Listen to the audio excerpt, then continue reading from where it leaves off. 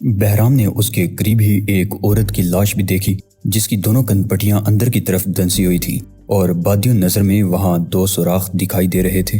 ہڈیاں ٹوٹ کر پچک گئی تھیں اور اندر سے خون آلود مغز بہہ نکلا تھا۔ خون خشک ہو چکا تھا جسے دیکھ کر بہرام کو اندازہ ہو گیا کہ اس عورت کی موت کو کم از کم 2 گھنٹے سے زیادہ وقت گزر چکا ہے۔ لاش کا چہرہ خون آلود پپڑیوں کا مجموعہ لگ رہا تھا۔ لاش سے نگاہ ہٹا کر بہرام تیزی سے ٹائیگر کے قریب گھٹنوں کے بل جھک گیا۔ اس نے ہاتھ ٹائیگر کی نبض پر رکھ دیا اور اس کی نگاہ اپنی کلائی گڑی پر جم گئی۔ 15 سیکنڈ تک وہ ٹائیگر کی دھڑکنیں شمار کرتا رہا۔ اس دوران میں ٹائیگر کا دل 12 مرتبہ دھڑکا تھا۔ اس نے اسے 4 سے ضرب دے کر جواب نکالا اور اسبات میں سر ہلا دیا۔ 48۔ اگر خود بہرام کی نبض اتنی ہوتی تو شاید وہ کسی ماہر امراض قلب کی طرف دوڑ ہی لگا دیتا، لیکن ٹائیگر کے لیے یہ رفتار ایک عام اور معمول کے مطابق رفتار تھی۔ ٹائیگر، اس نے دھیمی آواز میں اسے پکارا۔ ٹائیگر نے آہستہ آہستہ آنکھیں کھول دی۔ کیا تم چل سکتے ہو؟ بہرام نے شفقت آمیز لہجے میں کہا۔ آج اسے پہلی بار احساس ہو رہا تھا کہ شہزاد ٹائیگر بھی آخر ایک انسان ہی تو ہے۔ اس سے پہلے وہ اسے ایک آہنی آدمی سمجھتا تھا۔ وہ عام آدمی کی حد تک ناقابل تسخیر صحیح، لیکن ایک انسان تھا۔ ہمیں یہاں سے فوراً چل دینا چاہیے، اس نے مشورہ دینے والے انداز میں ٹائیگر سے کہا۔ چیف، ٹائیگر نے کربناک لہجے میں کہا، کیا تم آج بھی میرے اس نظریے کی تائید نہیں کرو گے؟ کس نظریے کی؟ بہرام نے چونک کر کہا، یہی کہ جس عورت کے چہرے پر ان گنت برے تل نہیں ہوتے، اس کی مثال اس رات جیسی ہوتی ہے جب ستارے نہیں نکلتے۔ اٹھنے کی کوشش کرو۔ بہرام کے ہونٹ بھنج گئے۔ اسے شہزاد کی حالت اور اس کے مذاق پر خوشی ہوئی تھی اور اس نے منہ دبا کر بمشکل ایک بے ساختہ قہقہہ روکا تھا۔ ٹائیگر کے ہونٹ ساکت تھے لیکن اس کی آنکھیں مسکرا رہی تھیں۔ غالباً وہ کرب کے ان شدید لمحوں میں اپنے چیف سے لطف لینے کی کوشش کر کے خود کو پرسکون بنانے کی جدوجہد کر رہا تھا۔ اٹھو، تم سرکاری وقت کو یوں لیٹ کر ضائع نہیں کر سکتے، بہرام نے اس بار سخت لہجے میں کہا۔ اگر میں اپنے طور پر اٹھ سکتا یا چل سکتا تو مجھے آپ کو بلانے کی کیا ضرورت تھی؟ ٹائیگر نے کہا اور آنکھیں بند کر لیں۔ بہرام چند لمحوں تک اس کا چہرہ دیکھتا رہا، پھر اس نے ایک ہاتھ ٹائیگر کی گردن کے نیچے رکھا اور دوسرا اس کی کمر کے نیچے سے گزار کر زور لگایا تو ٹائیگر کا جسم آسانی سے اس کے بازوں میں اٹھتا چلا گیا۔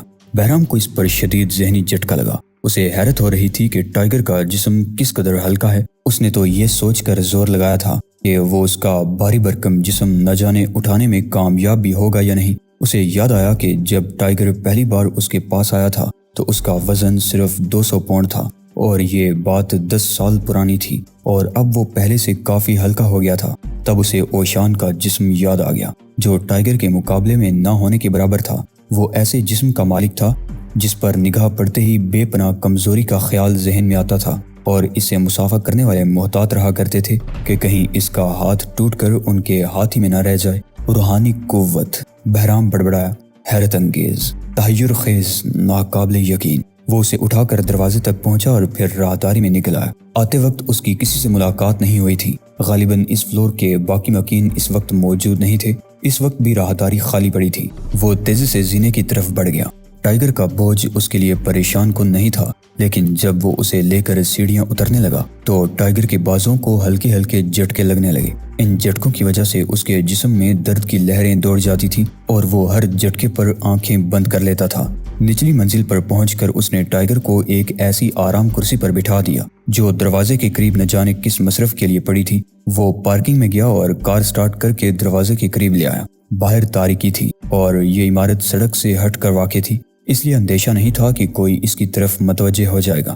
وہ کار سے اتر کر اندر گیا تو ٹائیگر آنکھیں کھولے بیٹھا تھا۔ اوہ چیف، آپ نے تو بہت دیر لگا دی، ٹائیگر نے اس انداز میں شکایت کی جیسے فون کرنے کے بعد اسے پہلی بار دیکھا ہو۔ ہاں، بہرام نے ٹھوس لہجے میں جواب دیا، لیکن میں یہاں تک کیسے پہنچ گیا؟ ٹائیگر نے حیرت کا اظہار کیا۔ جہاں تک مجھے یاد ہے میں خوابگاہ کے قالین پر بے ہوش ہو کر گر گیا تھا۔ ہاں، بہرام نے پھر اسی لہجے میں کہا اور اس کی طرف دیکھنے لگا۔ کیا تم باہر کار تک چل سکتے ہو؟ نہیں، میں ایک قدم بھی نہیں چل سکتا، ٹائیگر نے جواب دیا۔ تمہیں کار تک چل کر آنا پڑے گا۔ یہ کہہ کر بہرام دروازے سے نکل کر کار میں جا بیٹھا۔ اس کا رویہ اچانک ہی درست ہو گیا تھا، حالانکہ اس کا جی چاہ رہا تھا کہ وہ ٹائیگر کو اٹھا کر لے آئے، لیکن وہ اس غیر معمولی انسان کو اس قدر بے بس نہیں دیکھنا چاہتا تھا اور اس کی خواہش تھی کہ وہ خود چل کر کار تک آئے۔ اس کی نگاہ دروازے پر جمی ہوئی تھی۔ اس کا دل شدت سے دھڑک رہا تھا۔ وہ دیکھنا چاہتا تھا کہ ٹائیگر کس حد تک ناکارہ ہو گیا ہے۔ اس اندازے کے لیے اس نے اسے خود چل کر کار تک آنے کا حکم دیا تھا۔ دروازے سے نیچے فرش تک سیڑھیاں تھیں اور ان کے اطراف میں ریلنگ لگی ہوئی تھی۔ ٹائیگر دروازے تک پہنچ کر رک گیا۔ اس نے دروازے کا سہارا لے رکھا تھا۔ اس کی آنکھیں اور چہرہ اندرونی کرب کا اظہار کر رہا تھا۔ یہ تکلیف سچی تھی اور اسے دیکھ کر بہرام کو اندازہ ہو رہا تھا کہ ٹائیگر در حقیقت کتنی اذیت برداشت کر رہا ہے۔ ٹائیگر چند لمحوں تک تو بہرام کی طرف دیکھتا رہا، پھر اس کی آنکھوں سے کرب کے آثار غائب ہو گئے اور ان کی جگہ سختی اور عزم و حوصلے نے لے لی۔ اس کا دایاں ہاتھ آہستہ آہستہ ریلنگ پر جم گیا، لیکن اگلی ہی ساتھ اس نے ہاتھ واپس کھینچ لیا۔ اس نے پلکیں جھپکی تھیں، جس کا مطلب تھا کہ وہ ریلنگ پکڑنے میں کامیاب نہیں ہو سکے گا۔ قدرے توقف کے بعد ٹائیگر نے بایاں پاؤں زینے پر رکھا، پھر وہ پہلو میں جھک گیا اور اس نے اپنی پشت ریلنگ سے لگا کر سہارا لے لیا۔ اسی سہارے سے اسے دوسرا قدم دوسرے زینے پر رکھنے میں کافی سہولت ہو گئی۔ بہرام اسے آنکھیں پھاڑ پھاڑ کر دیکھتا رہا۔ اس کی نگاہوں میں ٹائیگر کے لیے بے پناہ پسندیدگی اور فخر کا تاثر جھلک آیا، لیکن ٹائیگر اس سے بے نیاز اپنی چٹانی قوت ارادی سے کام لے کر آہستہ آہستہ زینے سے اترتا رہا۔ قدم قدم زینہ اتر کر وہ فرش پر پہنچ گیا تو اس کا چہرہ پسینے سے بھیگ گیا تھا اور اس کی کن پٹی پر ایک نس تیزی سے پھڑکتی دکھائی دینے لگی۔ بہرام نے کار کا دروازہ کھول دیا۔ ٹائیگر لڑکھڑاتا اور لنگڑاتا ہوا کار تک پہنچا اور پھر بہرام کے پہلو والی سیٹ پر گر گیا۔ بہرام نے جھک کر ہاتھ بڑھایا اور ٹائیگر کی سمت کھلنے والا دروازہ بند کر دیا۔ اس نے ڈرائیو وے میں کار بڑی احتیاط سے بیک کی اور پھر اسے پارکنگ سے نکال لایا۔ باہر سڑک پر آ کر اس نے کار کی رفتار تیز کر دی۔ ٹائیگر نے رفتار پیما کی طرف دیکھا۔ کار کی رفتار مجوزہ حد سے کافی زیادہ تھی، گویا بہرام قانون شکنی کا مرتکب ہو رہا تھا۔ نہ جانے کیوں ٹائیگر یہ دیکھ کر اپنی ذات پر فخر کرنے لگا۔ کار تیزی سے اپنی منزل کی طرف دوڑ رہی تھی۔ اب بھی درد کی لہریں وقفے وقفے سے ٹائیگر کو بے تاب کر رہی تھی۔ اس نے آنکھیں بند کر کے پشت گاہ سے سر ٹکا دیا۔ جب کار چھوٹی چھوٹی سڑکوں سے گزر کر ہائی وے پر پہنچ گئی تو اس نے بہرام کی آواز سن کر آنکھیں کھول دی۔ میں نے اس اپارٹمنٹ میں ایک لڑکی بھی دیکھی تھی، بہرام کہہ رہا تھا۔ ہاں ایک لڑکی تھی، ٹائیگر بڑبڑایا۔ کیا اس لڑکی نے تمہیں زخمی کیا ہے؟ ہاں، اس نے میری دائیں ٹانگ کو ناکارہ کیا ہے، ٹائیگر نے جواب دیا اور سوچ میں پڑ گیا۔ جب جولی نے اس کے دونوں کندھوں پر دباؤ ڈالا تھا تو تکلیف کی زیادتی نے اسے فوری طور پر بے ہوش کر دیا تھا۔ اس لمحاتی بے ہوشی کے دوران میں جولی نے اس کی دائیں ٹانگ کے جوڑ پر ضرب لگائی تھی، ویسی ہی ضرب جیسی اس سے پہلے 2 آدمی اس کے کندھے پر لگا چکے تھے۔ اس کی ٹانگ ناکارہ کرنے کے بعد وہ دوبارہ اس کے کندھوں پر دباؤ ڈالنے لگی تھی اور پھر کسی لمحے میں ٹائیگر کو ہوش آ گیا تھا، لیکن ٹانگ کی حالت کا اسے بہت دیر بعد اندازہ ہوا تھا۔ اس وقت جب وہ دروازے سے باہر تک آنے والی سیڑھیاں اتر رہا تھا، اس وقت اسے احساس ہوا تھا کہ کسی وجہ سے اس کی دائیں ٹانگ بھی اسی طرح تکلیف دہ حد تک ناکارہ ہو چکی ہے جیسے کہ اس کے دونوں کندھے ہوئے تھے۔ اسے افسوس ہونے لگا کہ اس نے جولی کو زیادہ مہلت کیوں دی۔ اسے چاہیے تھا کہ نفرت اور غصے کی بو محسوس ہوتے ہی اس سے نمٹ لیتا۔ اب اسے حیرت ہو رہی تھی کہ اس نے جوڑ سے الگ ٹانگ کے باوجود مسہری سے باتھ روم تک کیسے سفر کر لیا۔ یہ چند قدموں کا فاصلہ شاید اس نے بے خبری کے عالم میں ہی طے کیا تھا، اور پھر اس نے جیسے ہی بہرام سے رابطہ قائم کیا اسے ٹانگ میں تکلیف شروع ہو گئی تھی، جس کے باعث وہ قالین پر گر کر بے ہوش ہو گیا، اور پھر اس کی آنکھیں بہرام کی آمد پر ہی کھلی تھیں۔ اور تمہارے دونوں کندھوں پر کس نے فن کا مظاہرہ کیا ہے؟ بہرام نے دریافت کیا۔ اسے حیرت ہو رہی تھی کہ ٹائیگر محض ایک لڑکی کی ٹھوکر سے اپنی ایک ٹانگ ناکارہ کروا بیٹھا ہے۔ 2 دوسرے آدمیوں نے، ٹائیگر نے سخت لہجے میں جواب دیا۔ لیکن کیسے؟ بہرام نے الجھن سے پوچھا۔ میرا تو خیال تھا کہ تم ہر قسم کا حملہ روکنے پر قادر ہو اور اس سلسلے میں تمہیں خاصی ٹریننگ دی گئی ہوگی۔ یہ خودکشی کے مترادف ٹھوکریں تھیں، ٹائیگر نے چیخ کر جواب دیا۔ ایسی ٹھوکریں مارنے والے زندہ نہیں رہ سکتے، وہ زندہ نہیں ہیں، جہنم رسید ہو گئے ہیں، لیکن میں بھی ناکارہ ہو گیا ہوں اور اب مجھے ایک چیز کی شدید ضرورت ہے۔ ہاں، تمہیں ڈاکٹر کی ضرورت ہے؟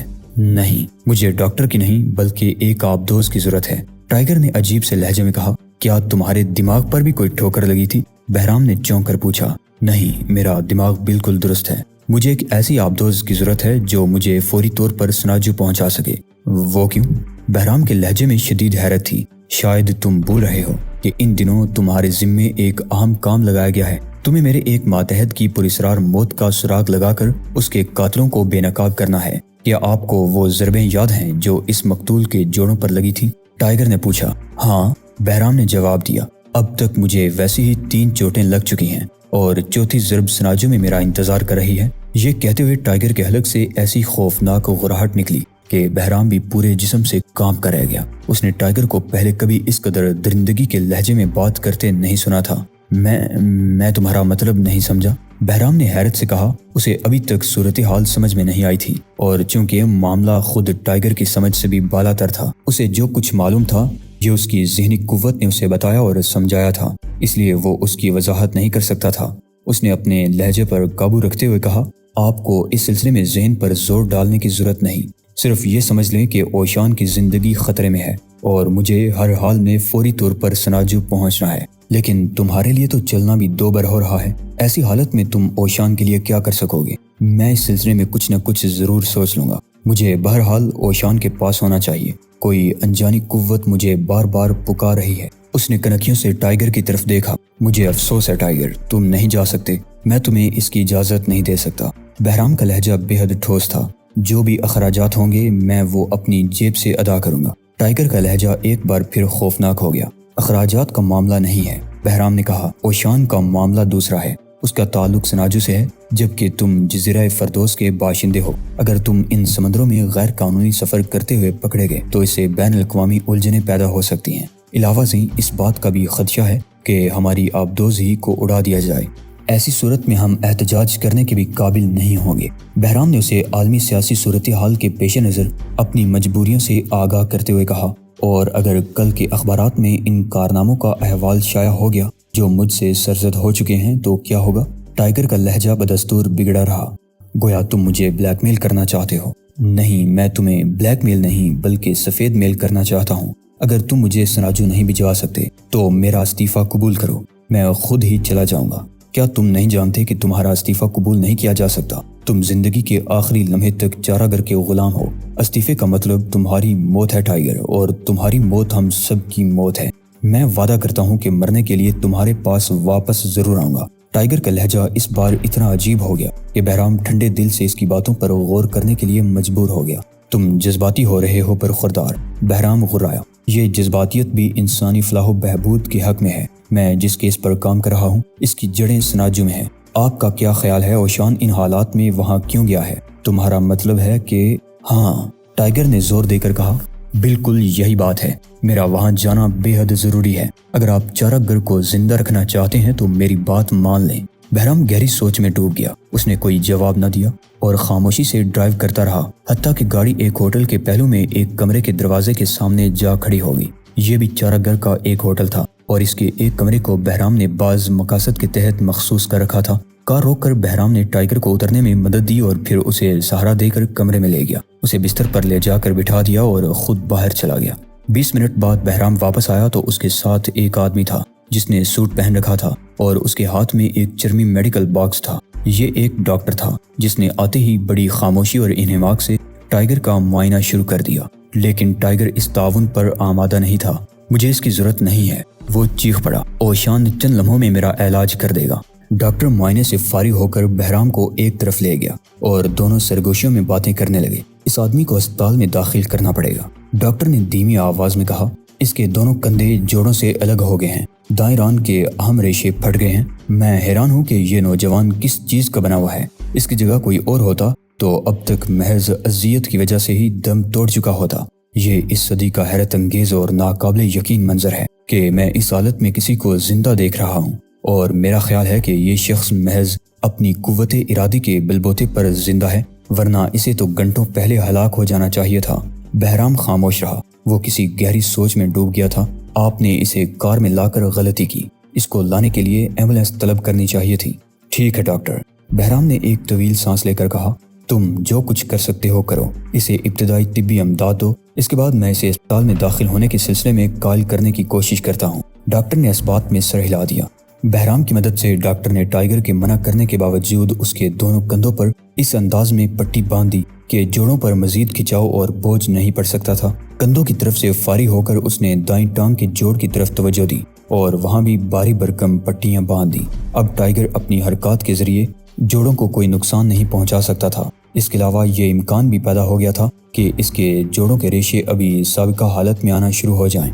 سب سے آخر میں ڈاکٹر نے اپنی چرمی بیگ سے انجیکشن لگانے کی سرنج نکالی اور اس میں ایک سیال بھرنے میں مصروف ہو گیا۔ کیا یہ دوا مجھے بے ہوش کر دے گی؟ ٹائیگر نے پوچھا۔ اس کے لہجے میں نرمی آ گئی تھی۔ اس دوا سے تمہاری تکلیف کا احساس کافی حد تک کم ہو جائے گا۔ نہیں، تم ایسا نہیں کر سکتے۔ یک ٹائیگر کا موڈ بھی خراب ہو گیا۔ لیکن تمہیں بہت زیادہ تکلیف ہے۔ ڈاکٹر نے اسے سمجھانے کی کوشش کی۔ یہ تکلیف بڑھ کر تمہارے دل و دماغ پر بھی اثر انداز ہو سکتی ہے۔ اس سے تمہاری حرکتیں قلب بند ہو سکتی ہے اور ذہنی توازن بھی بگڑ سکتا ہے۔ اس انجیکشن سے تمہیں کافی سکون ملے گا۔ مجھے کسی سوئی کی ضرورت نہیں۔ یہ کہہ کر وہ بہرام کی طرف متوجہ ہو گیا۔ چیف، کیا آپ بھول گئے ہیں کہ ایک بار صرف ہم برگر کھانے کے بعد مجھے اسپتال جانا پڑ گیا تھا؟ میرے جسمانی نظام میں سوئی نہیں لگنی چاہیے۔ علاوہ ازیں میں اپنی نسوں میں کوئی دوا برداشت نہیں کر سکتا۔ اگر ایسی بات ہوتی تو میں کسی بھی دوا فروش سے کوئی دوا لے کر درد سے نجات حاصل کر چکا ہوتا۔ بہرام نے اس کی بات سن کر ڈاکٹر کی طرف دیکھا اور تائید میں سر ہلاتے ہوئے کہا، یہ ٹھیک کہتا ہے ڈاکٹر، اسے تکلیف برداشت کرنے دو۔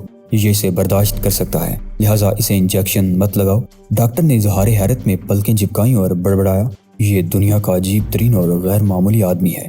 ہاں، کچھ لوگ ایسے بھی ہوتے ہیں، بہرام نے کہا اور دروازہ کھول دیا، جس کا صاف مطلب تھا کہ ڈاکٹر کا کام ختم ہو گیا ہے اور اب اسے رخصت ہو جانا چاہیے۔ ڈاکٹر نے اپنا بیگ بند کیا اور ایک بار پھر ٹائیگر کی طرف دیکھا، جس کے چہرے، جس کی آنکھوں اور جس کے ہونٹوں سے یوں محسوس ہو رہا تھا جیسے وہ سراپا مسکراہٹ ہو۔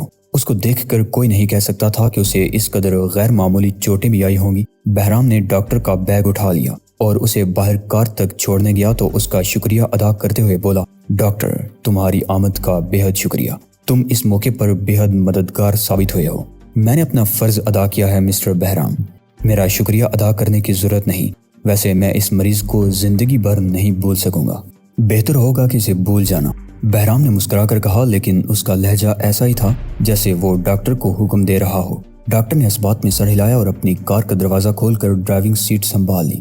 اگلے لمحے وہ اپنی کار میں واپس جا رہا تھا، لیکن گیٹ سے نکلتے وقت اس نے متعدد بار پلٹ کر دیکھا تھا۔ کار نگاہوں سے اوجھل ہو گئی تو بہرام واپس آ گیا۔ وہ دروازے سے چند قدم اندر آ کر ٹائیگر کی طرف دیکھتا رہا۔ اب اس کے انداز میں پہلے جیسی تشویش نہیں تھی، کیونکہ ڈاکٹر کے جاتے ہی ٹائیگر بستر پر اٹھ بیٹھا تھا۔ ہاں تو چیف، ٹائیگر نے ترو تازہ لہجے میں کہا، وہ کہاں ہے؟ کیا کہاں ہے؟ بہرام نے چونک کر دریافت کیا۔ تم لیٹے کیوں نہیں رہتے؟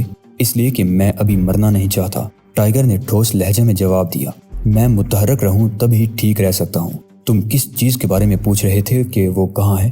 بہرام نے اس کی آنکھوں میں دیکھتے ہوئے سوال کیا۔